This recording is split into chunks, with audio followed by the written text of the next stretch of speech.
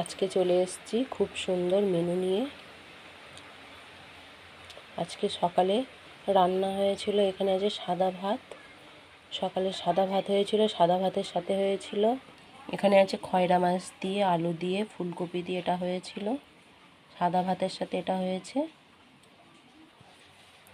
আর এখানে দুপুরের আছে, আর এই যে দুপুরের জন্য হয়েছে 1 গামলা ফ্রাইড রাইস। এটা হয়ে গেছে 1 গামলা, খুব সুন্দর হয়েছে ফ্রাইড রাইস। আর ফ্রাইড রাইসের সাথে আছে এই যে চিকেন কষা, 1 গামলা চিকেন কষা আছে এখানে।